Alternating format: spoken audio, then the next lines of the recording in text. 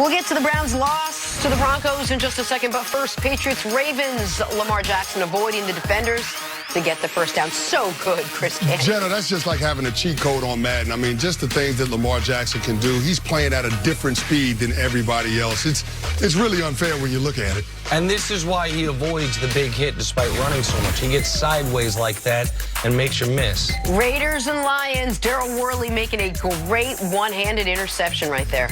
I don't know, just to have the presence of mind to get your head around and locate the football in that situation. Usually corners just try to play through the hands of the receiver, but he somehow, some way spins around and is able to get his hands on it and come down with the interception. This was a great game, too. Very entertaining game. Tough loss for the Lions. They come 1 yard short. It seems like we're saying that every week. They've had a bunch of tough losses this year. A bunch of them. All right, Chiefs and Vikings, and Matt Moore finding Sammy Watkins for an incredible one-handed catch. I think I heard Nick from 400 blocks away where I live get excited after this one. This was a great win for Kansas City. That's what I heard, Kenny. A brutal loss for the Vikings, who could have tied for first place in the division given the Green Bay loss.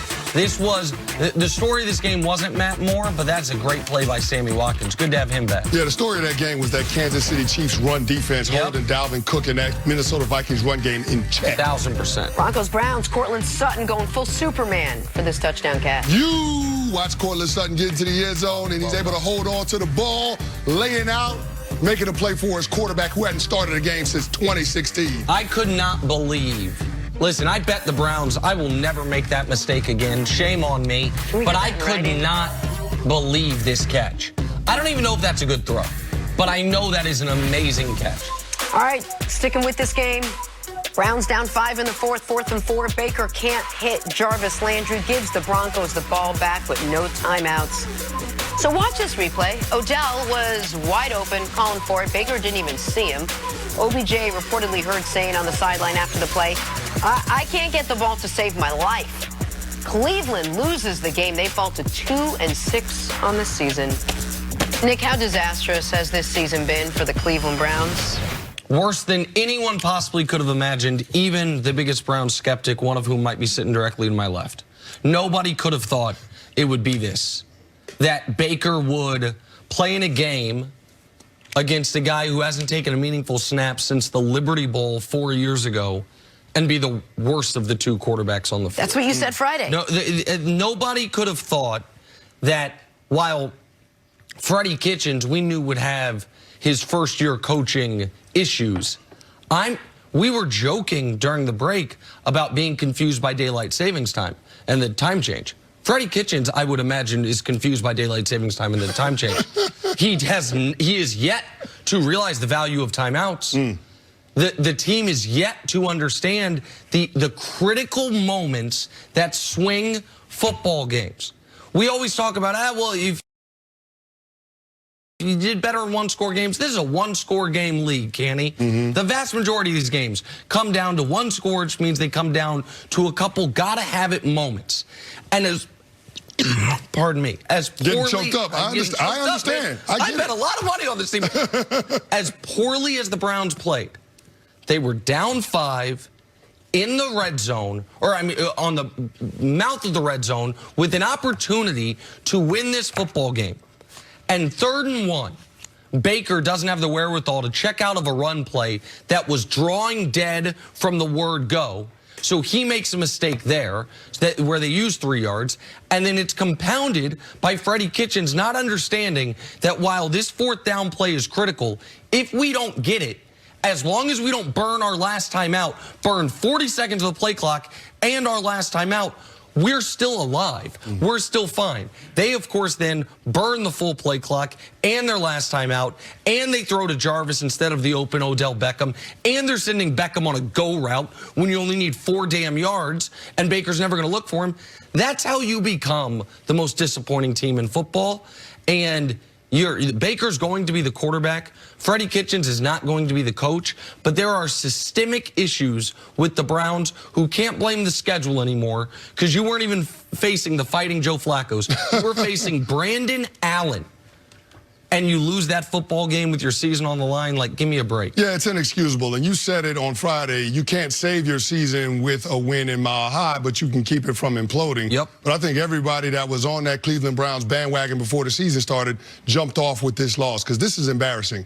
Clearly, this is an inferior team, the Denver Broncos, talent-wise, than what the Cleveland Browns are working with. But it comes back to execution. Now, I'll give the Browns a little bit of a backhanded compliment because they didn't turn the football over, and by and large, they didn't kill themselves with penalties. The penalties were good. But they were 1 for 5 in the red zone.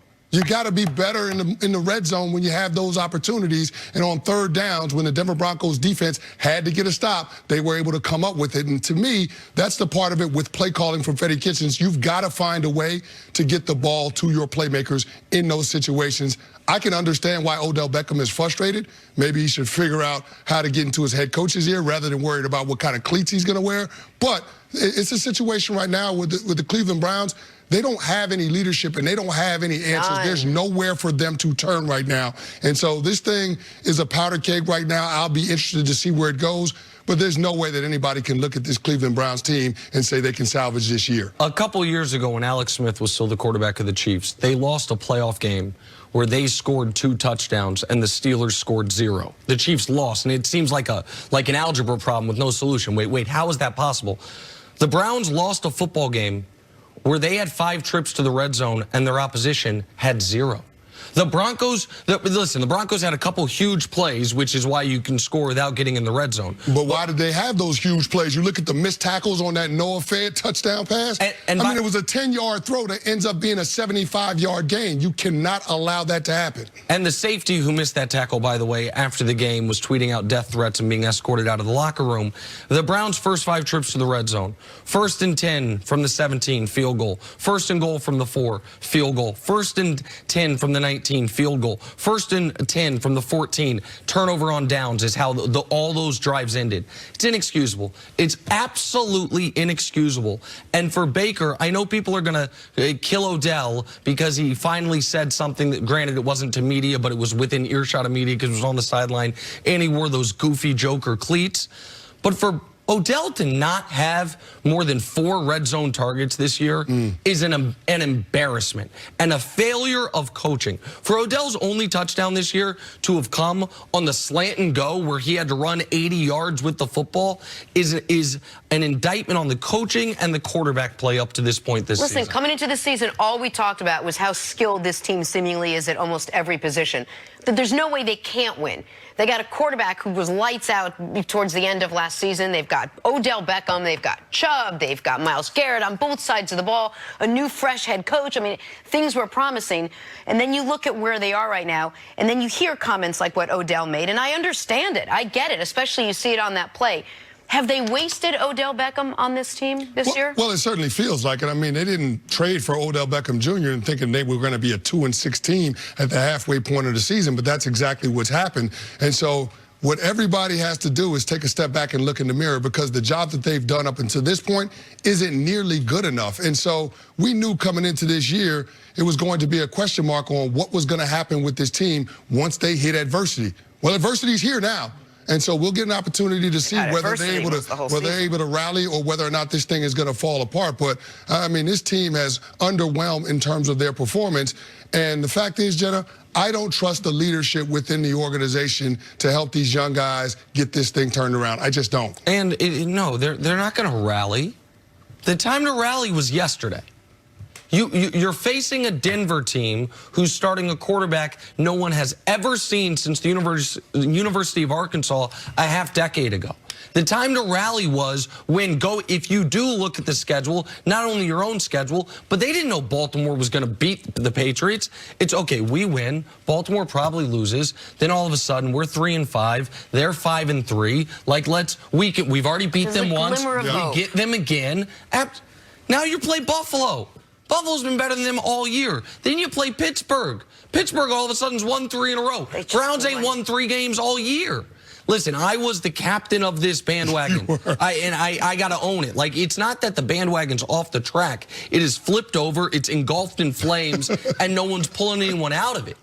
I mean, this is a lost season for this organization, and the type of season that can not only undo the goodwill of last year, but make you feel the worst Cleveland can feel, which is same old Browns. Bill Parcells used to say it all the time. The best players don't always make the best team, but the best team always wins. Everybody made the Cleveland Browns the offseason champion. Yep.